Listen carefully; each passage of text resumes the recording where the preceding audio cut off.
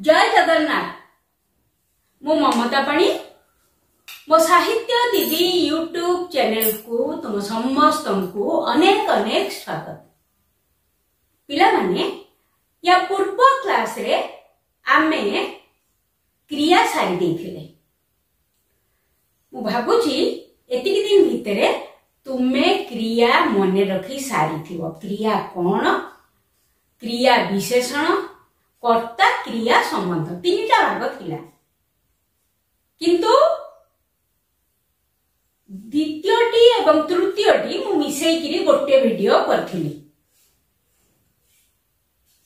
जदि तुमर क्रिया मने रही जाइथिबो ताहेले तमे एटा बुझिबाकू सहज हबो। जदि मने नथिबो ताहेले तमे सेटाकू पढिबो, तापरे आकू पढिबो।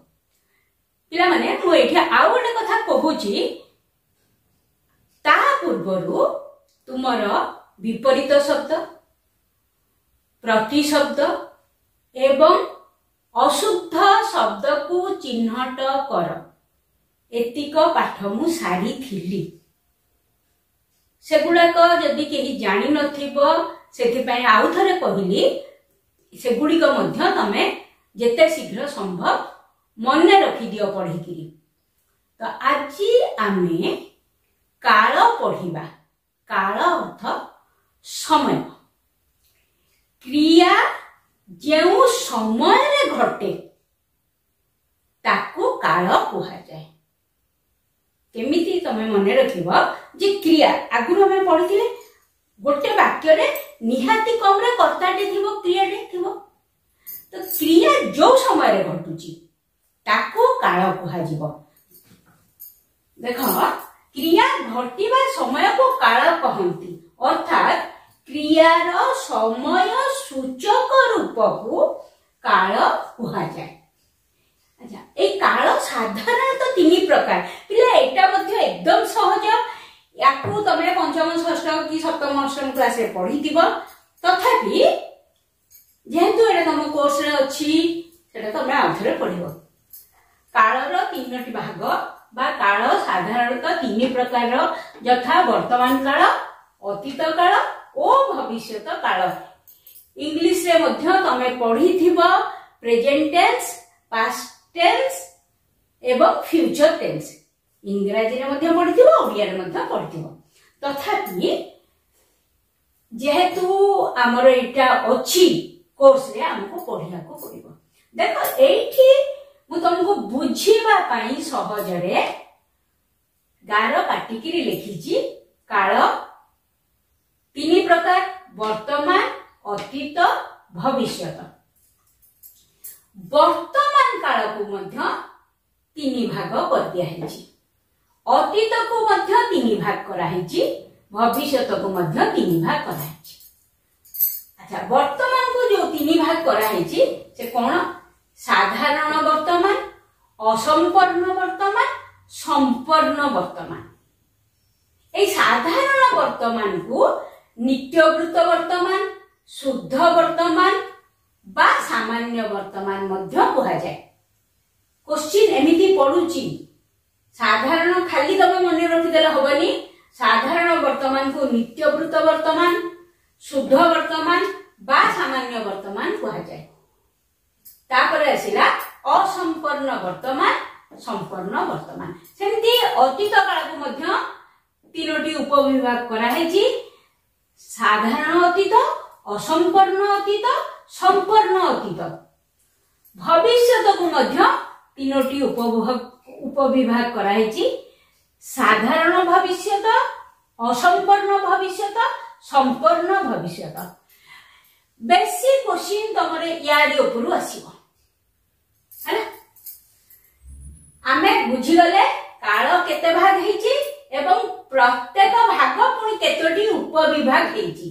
वर्तमान आमे आसीबा वर्तमान काल को बा प्रेजेंट टेंस, जोटा को इंग्रजी रे कहंती वर्तमान काल।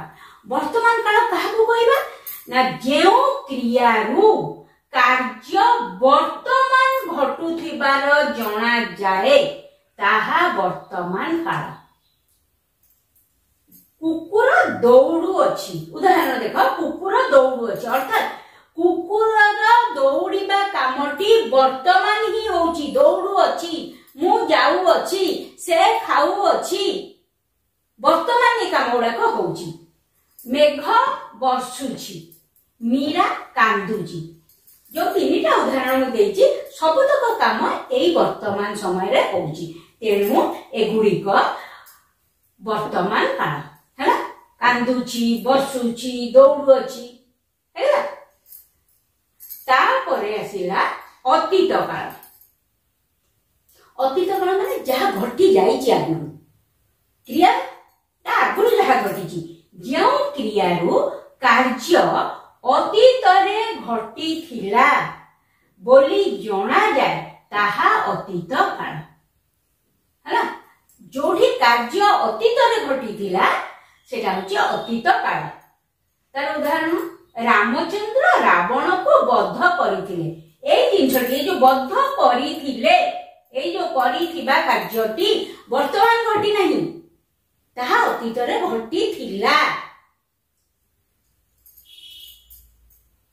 द्वितीय उदाहरण गतकाली मेघ होइथिला जदि वर्तमान काल रे हिथांता कोन हिथांता मेघ हेउची बा वर्षा हेउची ए मेघ वर्षुची किंतु एठी वाक्य लक्ष्य कर गतकाली मेघ होइथिला होइथिला माने कार्य सरी जाइछि तेनु एटा अतीत काल आम्भे माने पुरी जाइथिलु ए काम मध्ये सरीछि आगुरु तेणु एटा अतीत काल तृतीय देखिबा भविष्यत काल बा इंग्रजी रे जहाको फ्यूचर टेंस कहନ୍ତି जो क्रियारू कार्य भविष्यत रे बा आगो को घटिबार सूचना मिले ताहा भविष्यत काल